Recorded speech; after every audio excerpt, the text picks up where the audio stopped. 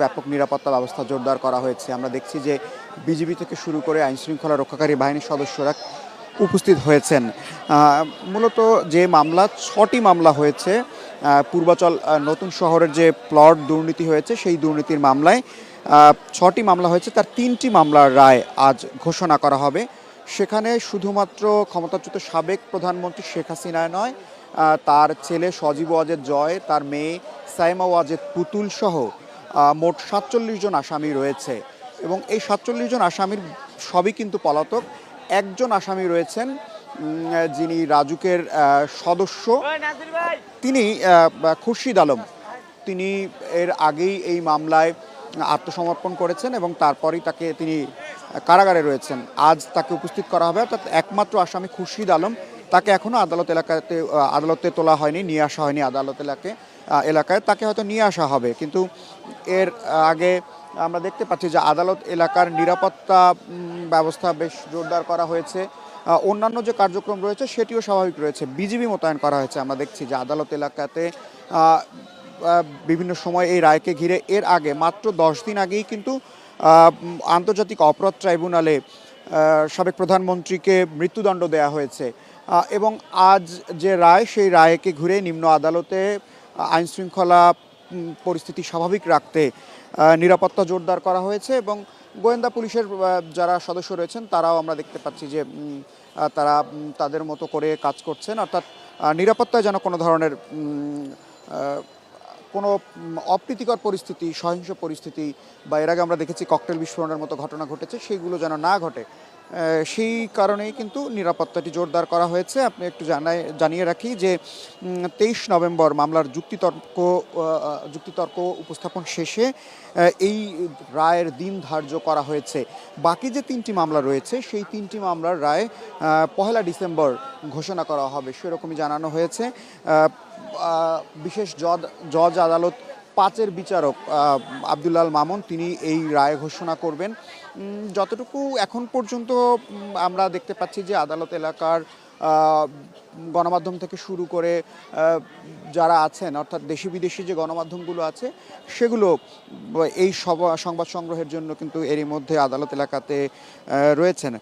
যে 3টি মামলা রয়েছে সেই 3টি মামলায় শেখ হাসিনা সহ একটি মামলায় আসামি রয়েছে 12 জন, আরেকটিতে শেখ হাসিনা এবং তার ছেলে সজীব ওয়াজেদ জয় তিনি সহ 17 জন আসামি রয়েছেন এবং আরও একটি মামলা, অর্থাৎ 3টি মামলার আরও একটি মামলাতে শেখ হাসিনা সহ সাইমা ওয়াজেদ পুতুল সহ 18 জন এই মামলার আসামি হিসেবে রয়েছেন। অর্থাৎ এই 47 জন যারা রয়েছেন তারা তাদের বিরুদ্ধেই আসলে রায় হবে এবং যারা রাষ্ট্রপক্ষের আইনজীবী রয়েছেন সেই রাষ্ট্রপক্ষের আইনজীবী বলছেন যে শেখ হাসিনার তারা পলাতক রয়েছেন, তাদের বিরুদ্ধে গ্রেপ্তারি পরোয়ানা জারি রয়েছে এবং তারা রাষ্ট্রপক্ষের যারা আইনজীবী রয়েছেন তারা বলছেন যে এই মামলায় তারা যদি অভিযোগ যেগুলো তারা যুক্তিতর্ক উপস্থাপন করেছেন এবং প্রমাণিত হলে যাবজ্জীবন কারাদণ্ড হতে পারে সাবেক প্রধানমন্ত্রী সহ যারা আসামি রয়েছেন তাদের। এবং প্লটের যেই প্লট দুর্নীতির কথাটি বলা হয়েছে সেটি একটু মনে করিয়ে দেই যে প্লটগুলো শেখ হাসিনা সহ তার ছেলে মেয়ে এবং বাকিদের নামে দেয়া হয়েছে সেখানে রাজুক আইনের কিছু ব্যত্যয় ঘটানো হয়েছে, সেগুলোকেই আসলে আমলে ধরে এই মামলা হয়েছে। 31 জুলাই শেখ হাসিনা সহ 3 মামলায় আসামিদের বিরুদ্ধে অভিযোগ গঠন করে বিচার প্রক্রিয়া শুরু হয়। এসব মামলার অভিযোগপত্রে বলা হয়েছে সরকারের সর্বোচ্চ পদে থাকাকালীন সাবেক প্রধানমন্ত্রী শেখ হাসিনা ও তার পরিবারের ওপর অর্পিত ক্ষমতার অপব্যবহার করেন। তারা বরাদ্দ পাওয়ার যোগ্য না হওয়া সত্ত্বেও অসচ্ছল এবং গরিব দেখিয়ে তারা অসৎ উদ্দেশ্যে পূর্বাচল আবাসন প্রকল্পের 27 নম্বর সেক্টরের 203 নম্বর রাস্তার 6টি প্লট শেখ হাসিনা সহ তার পরিবারের সদস্যদের নামে বরাদ্দ দেওয়া হয়েছে। শেখ হাসিনার ছেলে সজীব ওয়াজেদ জয় এবং সাইমা ওয়াজেদ পুতুলের বিরুদ্ধে যে অভিযোগ, জয়ের নামে রাজুকের এখতিয়ারাধীন এলাকার বাড়ি বা ফ্ল্যাট বা আবাসন সুবিধা থাকার পরও তা হলফনামায় গোপন করে পূর্বাচলের নতুন শহর আবাসন প্রকল্পে আইন লঙ্ঘন করে শেখ হাসিনা অবৈধভাবে প্রভাবিত করে 10 কাঠার প্লট বরাদ্দ নেন। পরে রেজিস্ট্রি করে সরকারি জমি আত্মসাৎ করেন।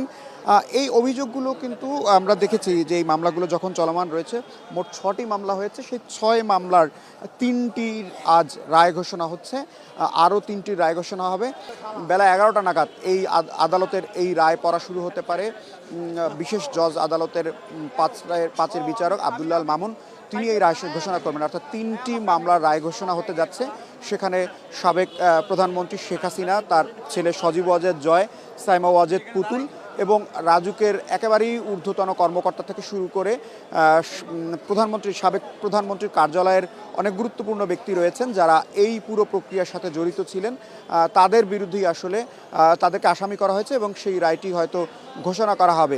এই ছিল আমার কাছে আদালতের সর্বশেষ তথ্য, এবং নতুন তথ্য নিয়ে নিশ্চয়ই আমরা কিছুক্ষণের মধ্যে এই পুরো রায়ের প্রক্রিয়া, রায় ঘোষণা থেকে শুরু করে সব তথ্যই আমরা চ্যানেল ওয়ানের দর্শকদের জন্য তুলে ধরব।